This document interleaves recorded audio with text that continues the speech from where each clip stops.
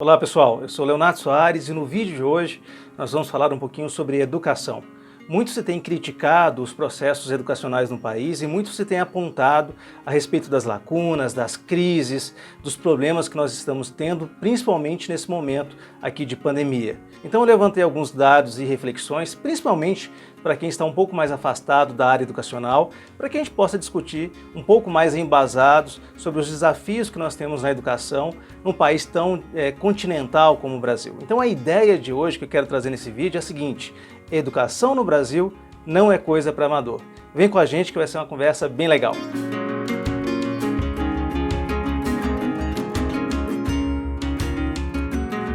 Pessoal, falar sobre educação no Brasil, ou melhor, falar sobre os problemas da educação no Brasil, não é novidade.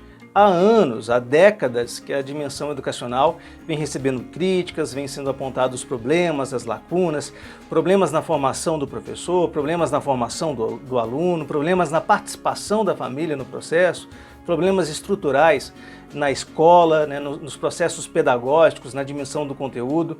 Então falar de crises na educação é algo que é terreno comum, é espaço comum. Mas é claro que no meio dessa pandemia, todos esses problemas ficaram mais potencializados ou ficaram mais à mostra, apareceram de forma mais latente. E algumas questões são sérias, são importantes serem resolvidas no curto espaço de tempo, mas tem muitas questões também que aparecem que são frutos talvez de um desconhecimento da complexidade que é falar sobre educação no Brasil. Educação no Brasil não é coisa para amador. Talvez o Brasil seja um dos países mais complexos quando a temática é sobre a educação.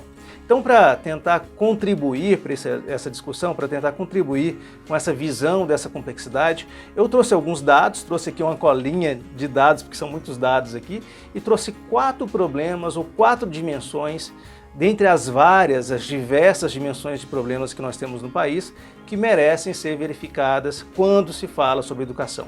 Quais são essas questões? Eu vou colocar aqui somente os tópicos para vocês poderem acompanhar. O primeiro ponto é o ponto da logística do país, a dimensão do país, a sua complexidade territorial e como que isso afeta a educação.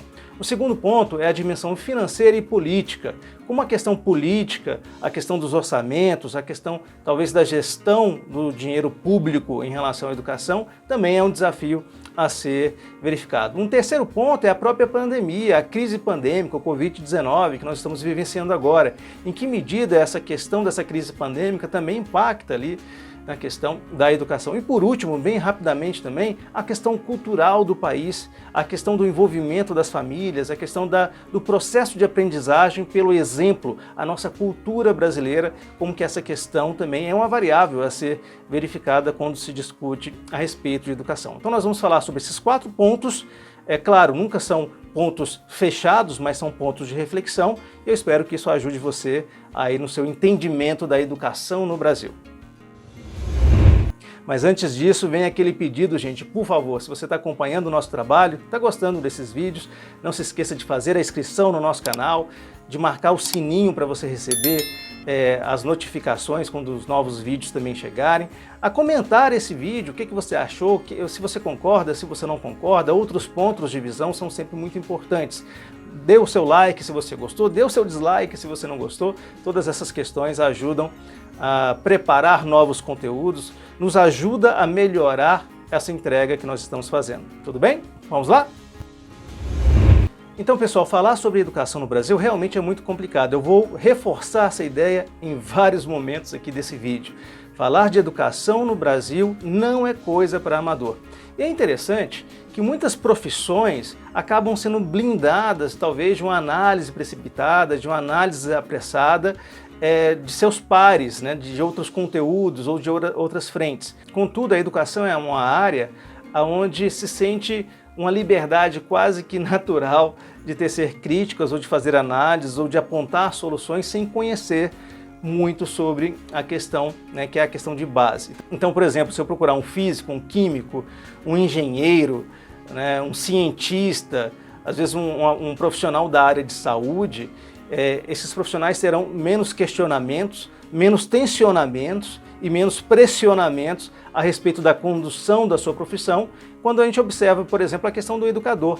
Então todo mundo acha que pode falar sobre a educação, pode comentar sobre a educação, mesmo muitas vezes não conhecendo algumas questões. Então vamos apresentar essas questões para a gente poder ter mais insumos para conversar sobre educação no Brasil. E a primeira questão é a questão da própria estrutura territorial, capilar, né, continental que nós temos num país como o Brasil. Veja, eu vou pegar alguns dados para vocês aqui, para vocês tentarem imaginar o que é falar de Brasil. Aonde que nós estamos, qual é o chão que nós pisamos quando falamos de Brasil. Eu não sei se você sabe, mas o Brasil ele tem cerca de 8.517.759 quilômetros quadrados que compõem toda a sua territorialidade. Nesse espaço todo, nós temos 26 estados, mais o Distrito Federal. Para vocês terem uma ideia, o tamanho territorial do Brasil poderia ocupar ou ser ocupado por 27 países com dimensões semelhantes aos nossos estados. Então, por exemplo, nessa estrutura, tentando comparar estado com outros países do mundo, o Brasil, por exemplo, poderia ocupar no seu território países como Nepal, Haiti, Mongólia, França, Suíça, Finlândia, Itália, Venezuela, Alemanha, Espanha, Angola, Croácia, Senegal, Portugal, Nova Guiné, Dinamarca, Bolívia, Laos, Guiana, Hungria, Reino Unido, Israel, Nova Zelândia e Tajiquistão. Então, o território do Brasil, pensando somente na dimensão de países semelhantes aos nossos estados, caberia em seu território cerca de 27 países com extensões como Espanha, como Itália, como Reino Unido, como Portugal. É claro que essa dimensão, é claro que essa extensão acaba impactando também as questões de logística, de entrega de insumos educacionais. Eu vou chamar de insumos educacionais qualquer tipo de serviço ou produto educacional que tem que ser entregue nos municípios. E falando nisso, você sabe quantos municípios o Brasil tem? O Brasil tem 5.570 municípios. Municípios que são extremamente díspares em alguns pontos. Então eu ia falar, por exemplo, de municípios tão diferentes, tão desproporcionais, como o município de Altamira, no Pará, por exemplo, que tem mais de 159 mil quilômetros de extensão de quilômetros quadrados, como o município de Santa Cruz, em Minas Gerais, que tem um pouco mais de 3.500 quilômetros quadrados de extensão. Veja, são dois parâmetros entre esses 5.570 municípios que demonstram as diferenças existentes no país continental, como o Brasil. E aí nós podemos falar também sobre a dimensão populacional, porque é muito comum que a gente encontre comparações entre o Brasil e outros países quando verificamos a dimensão educacional, principalmente em avaliações como o PISA, por exemplo, que demonstra que o Brasil, de fato, tem muito que melhorar ainda nessa caminhada. Então, por exemplo, se compara muito a dimensão educacional, a qualidade educacional da Finlândia com a qualidade educacional do Brasil, né? Lembrando que a Finlândia, por exemplo, caberia aqui no espaço do que seria nosso estado de Goiás. Ambos, né, Finlândia e Goiás, o estado de Goiás, tem um pouco mais de 338 mil quilômetros quadrados. Só que, enquanto a Finlândia tem um pouco mais de 5 milhões de habitantes, né, e esse número vem decrescendo ao longo do tempo, o Brasil tem perto de 212 milhões de habitantes no seu território. Quando eu saio da Finlândia, por exemplo, pensando ainda na dimensão de logística, de capilaridade, da extensão que tem que ser gerenciada na dimensão educacional, né, pelo Estado, pelo governo. Mas saindo da Finlândia, eu posso ir para Portugal. Portugal tem perto de 10 milhões de habitantes. Saindo de Portugal, nós podemos ir, por exemplo, para a Espanha. A Espanha tem 46 milhões de habitantes, o Brasil tem 212 milhões de habitantes. Esse número todo, ele acaba também ampliando a quantidade de atores educacionais, de alunos, por exemplo, de professores, por exemplo. Então, no Brasil, por exemplo, nós falamos em algo em torno de 48 milhões de estudantes. O censo de 2020 dá um número um pouco menor, dá um número de 47.295.294, mas podemos entender que tenha essa mobilidade já durante o ano de 2021. Então, perto de 48 milhões de alunos na educação básica, porque nós temos aí mais 8 milhões de alunos na educação superior, aproximadamente. Então, veja, nós temos mais alunos na nossa educação básica do que Portugal e Finlândia juntos têm de população total. Então é uma comparação que não é assertiva, é como se eu estivesse comparando bananas com laranjas, né? Tem que ser feita uma contextualização para entender em que medida essa questão ela impacta nas entregas educacionais. Então falamos de 48 milhões de alunos, nós podemos falar também de cerca de 2 milhões e 200 mil professores, também a conta exata, né? 2 milhões 189.005 professores de educação básica, onde 63% desses professores estão ali alocados no ensino fundamental, anos iniciais, anos finais, educação infantil, e o restante, 37%, na educação do ensino médio, né? Nós temos cerca ali de 181 mil escolas, onde 20% dessas escolas são escolas privadas e 80% dessas escolas são escolas públicas. Nós temos 38 milhões 504.108 alunos na educação básica pública. Isso nós temos na educação básica pública. E nós temos ali 8.791.186 alunos na educação básica privada. Então veja, é um cenário de complexidade. Você que trabalha talvez com gestão, você que trabalha talvez com liderança, com administração, com algo que você tenha que articular várias frentes, você imagina o que é trabalhar nessa extensão de país, nessa quantidade de alunos, nessa quantidade de professores, de atores educacionais para entregar um serviço de qualidade. Então, essa é uma dimensão que nós temos que analisar em um primeiro movimento. Nós temos um país que, pela sua extensão, pela quantidade populacional, pela sua quantidade de alunos e atores educacionais e professores, necessita de uma gestão muito mais assertiva, necessita de um esforço que é maior do que outros países com estrutura consideravelmente menor do que essa. Esse é o primeiro ponto que eu gostaria que você refletisse sobre. É claro que isso não explica de forma alguma, nem resolve o problema educacional do país. Essa é uma constatação, é uma variável. Mas coloque essa variável aqui e comece a pensar nos problemas educacionais do Brasil a partir também desta variável, além das outras considerações que você tem que fazer. Uma outra questão que é muito importante, e sem entrar na dimensão ideológica, esse é um problema histórico no Brasil, né, mas é um problema que afeta a dimensão educacional, são as questões, os embates financeiros e políticos a respeito da educação, ou seja, o problema financeiro e político. É claro que você falar de projeto de educação, você falar de educação de um país, é você entender que esse é um projeto de longo prazo, ou de longuíssimo prazo. Nós não podemos mudar, nós não conseguiremos mudar a educação de um país para ter um resultado para a sociedade em 5 anos, em 4 anos, em 10 anos. Né? Os resultados de um bom projeto educacional aparecem no país com 15 anos, com 20 anos, com 25 anos de caminhada contínua, de caminhada com um objetivo, com um propósito. Você imagina que uma criança que entra ali na educação infantil, passa pelos anos iniciais, anos finais, ensino médio, quantos anos que ela foi preparada ali, 9, 10, 11 anos em preparação para depois chegar para se encontrar na educação superior e assim ir para o mercado de trabalho e contribuir para a sociedade. Então a transformação na educação, ela não vai ser vista em 1 ano, em 2 anos, em 3 anos. Sempre projetos de longo ou de longuíssimos prazos, né, de muito tempo, 15, 20 anos. O que nós podemos perceber é que não existe no Brasil um projeto de Estado voltado para a educação. Os projetos educacionais, eles são, na maioria das vezes, pelo menos a grande parte do seu discurso, orientadas por governo, não por um projeto de Estado.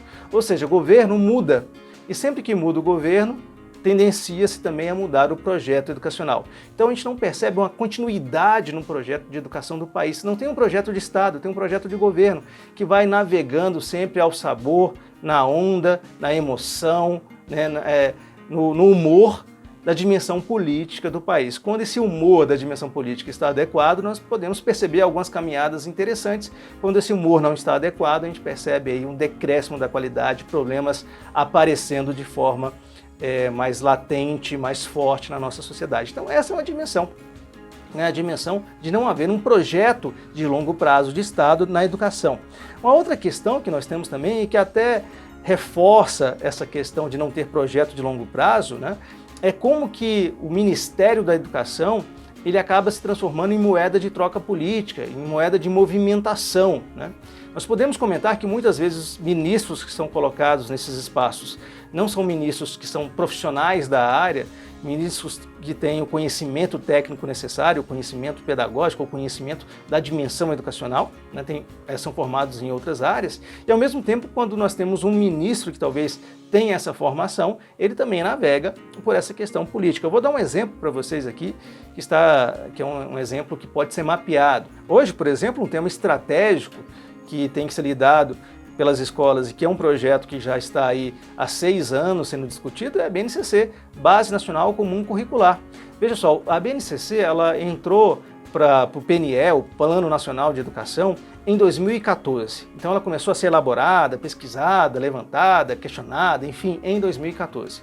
Durante 2014 até 2018, que foi o período da sua discussão e aprovação, nós tivemos 6 ministros da educação. 6 pessoas com visões diferentes que passaram pelo Ministério da Educação, colocaram ali as suas contribuições, mas também colocaram seus preconceitos, os seus juízos e acabaram afetando essa ideia, por exemplo, da BNCC. Vocês se lembram quais são os ministros de 2014 a 2018? Eu procurei e anotei aqui na minha colinha quais são esses ministros, né? Então nós tivemos o Henrique Paim, o Cid Gomes, o Renato Giannini, o Aloísio Mercadante, o Mendonça Filho, o Rocieli Soares. Aí nós fechamos ali a BNCC em 2018, entrou 2019, nós tivemos uma mudança também com o novo governo, aí entrou no que seria o seu processo de implementação. Então até 2018 nós tivemos ali 6 ministros da educação que passaram ou perpassaram pelo processo de construção da BNCC. Depois do novo governo, que seria o processo de implementação e aprovado a implementação, as escolas teriam 2 anos para fazer essa implementação, nós tivemos aí 3 ministros entre 2019, 2020 e 2021, que foram eles o Ricardo Vélez Rodrigues, o Abraham Weintraub e o Milton Ribeiro, que é o atual ministro da Educação no país. Então é um problema também essa descontinuidade da gestão do Ministério da Educação, que acaba, claro, impactando no próprio problema educacional do país, né? Então é um ministério que tem um orçamento importante, é um ministério que tem status, mas é um ministério que muitas vezes é utilizado como troca política, como moeda política. E não tem a quem escapar dessa decisão. Se nós olharmos a história do Brasil nos últimos 20 anos, nós vamos perceber que sempre teve esse papel mais político do que necessariamente técnico. Aí eu volto a afirmar, falta um projeto de Estado para a educação no país que não dependa da dimensão de governo. Essa é uma reflexão que eu faço aqui com vocês. E aí nós temos o problema também, que é um problema decorrente dessa movimentação, que é a questão da gestão, né? Então o que a gente percebe é que boa parte também dos resultados, que não são os resultados esperados, que não alcançam os indicadores que nós esperamos, também tem um pouco de inação, de má gestão, de falta de priorização, ausência de coordenação nacional da área. E aí não tem salvação de governo, tá, gente? Não vou entrar na dimensão ideológica, na dimensão política, mas não tem. Os governos apresentam isso para mais ou para menos. Mas eu peguei aqui o último relatório bimestral de execução orçamentária do Ministério da Educação, que fez um olhar para 2020, que é aquele que está mais próximo aqui da nossa realidade do presente. O que nós identificamos, né? O MEC terminou o ano de 2020 com a menor dotação orçamentária, ou seja, o menor orçamento destinado para aquela função, para aquele foco, né? Dos últimos 10 anos, da última década. Então, desde 2011, nós não temos um valor tão baixo voltado para a educação, e aí eu vou dar um enfoque especial na educação básica. Então, por exemplo, olhando para 2020 encerrou o ano com a menor dotação orçamentária para a educação básica da última década. Então, durante os últimos 10 anos, 2020 foi o ano onde houve o menor nível de investimento na educação básica, cerca de 42,8 bilhões de dotação, ou seja, de dinheiro investido com aquela especificidade, o que foi um número 10,2% menor do que 2019. Então 2020 teve um orçamento 10,2% menor do que o ano de 2019. O que acontece é que esse orçamento de 42,8 bilhões, que foi menor do que os últimos 10 anos, não foi totalmente executado de acordo com o 6º relatório bimestral de execução orçamentária do Ministério da Educação. Desses 42 milhões, 32,5 bilhões foram realizados em despesas. O restante não foi executado, sobrou dinheiro no caixa. Ah, mas sobrar dinheiro no caixa não é bom? Depende. Se sobrou porque teve redução de custos, se sobrou porque teve melhoria e a entrega foi além daquela que esperada ou foi igual que havia sido esperada, perfeito. Mas quando sobra caixa por falta de gestão, por falta de execução de projetos, esse é um problema de gestão. Esse é um problema de má qualificação do gestor, de uma má condução na aplicação dos projetos. Então, com certeza, houveram projetos que não foram realizados, que foram deixados em stand-by nessa função. E tem também nesse relatório uma situação onde mais de 1,5 bilhões de reais referentes à despesa da educação básica não foram aplicadas. Esse valor de 1, bilhão de reais era um valor que poderia ter sido aplicado no ano de 2020, em função inclusive da pandemia. Então, no momento que a gente teve a maior crise dos últimos anos aí em relação à dimensão econômica, à dimensão de saúde e, consequentemente, à dimensão educacional, sobrou dinheiro no caixa, não houve investimento, o que poderia ter atenuado em muitos problemas decorrentes na educação e oriundos da pandemia. Então aí é gestão.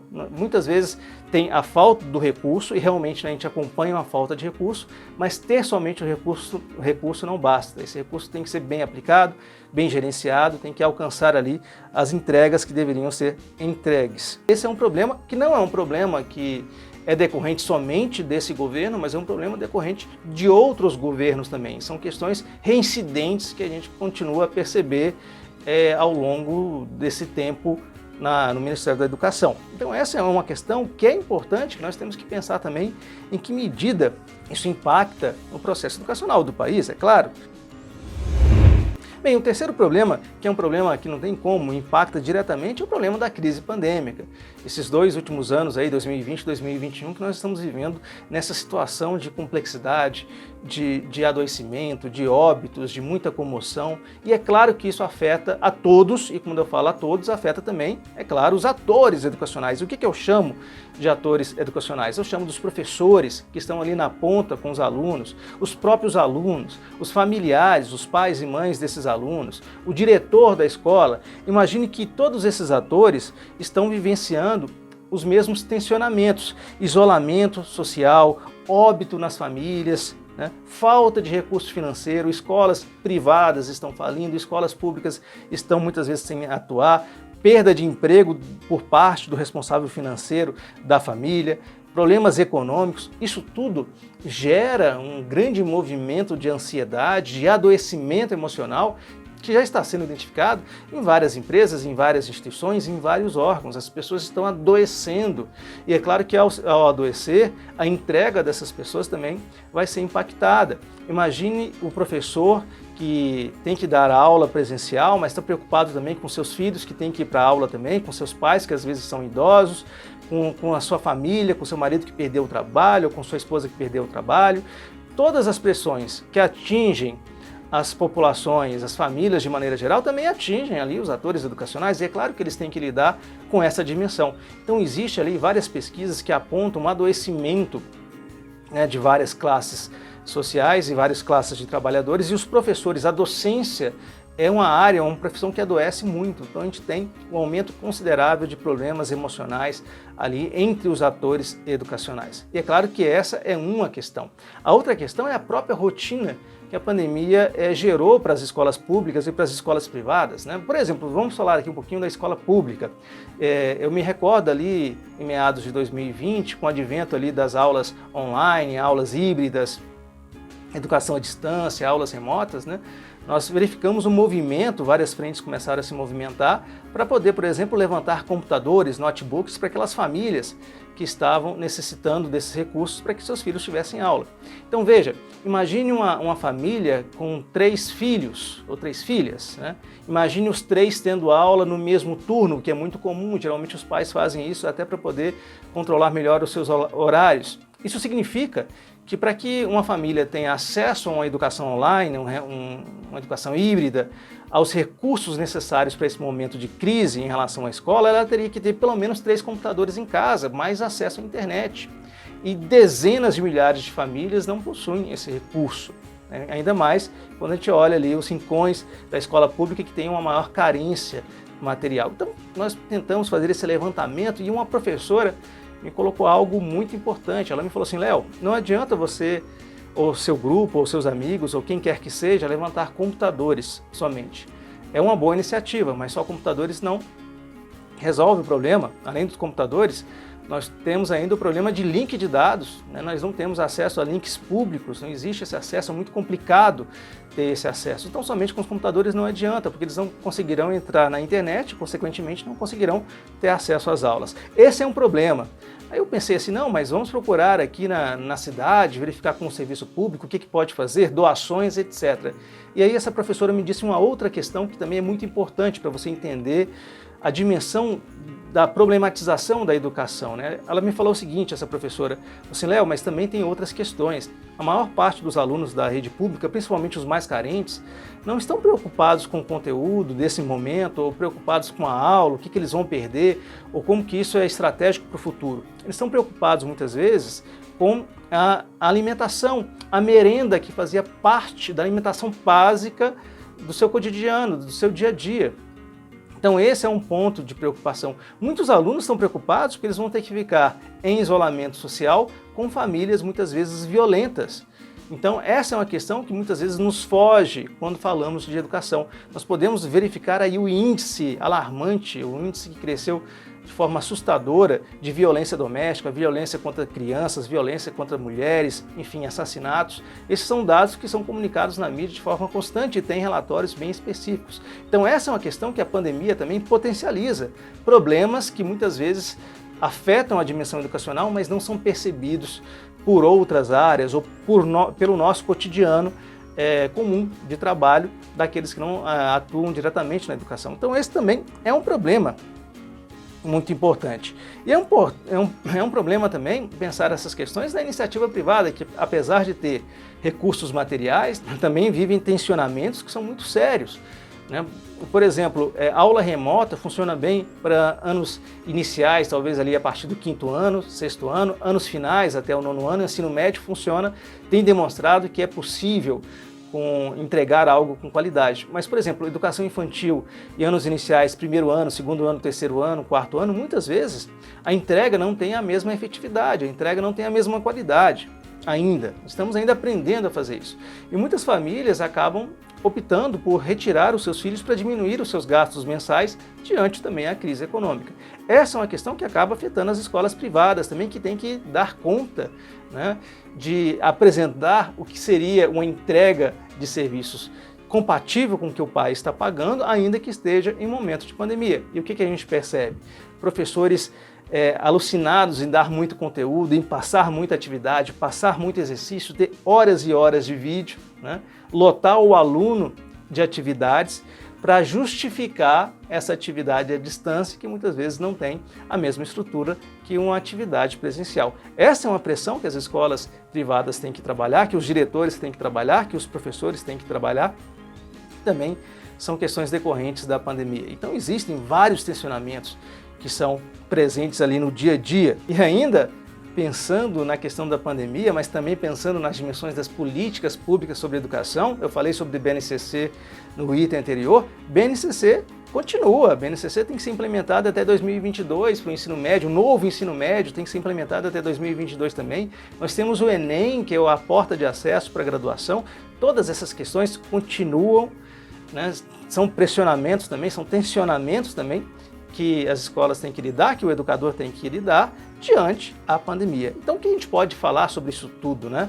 E aí é uma fala do meu amigo Ricardo Marisa, ele sempre coloca isso, e eu concordo enfaticamente. Em momentos de crise como este que nós estamos passando, não é tempo de bater metas. Não é tempo de bater metas econômicas, não é tempo de bater metas pedagógicas, metas acadêmicas, é tempo de sobreviver, de verificar a dimensão da vida, de tentar proteger o máximo possível as nossas famílias, os nossos filhos e nossos professores, né?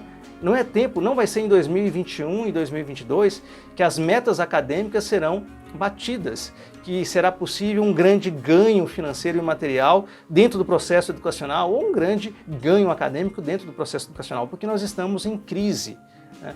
Não entender isso é pressionar de forma muito extrema todo esse cenário, os seus atores, pressionar filhos, professores, família, escola, e ainda assim não conseguir atingir os resultados esperados, ou se conseguir atingir esses resultados com um custo muito alto, talvez um custo que não vale a pena, né? Essa é uma dimensão que nós temos também que pensar.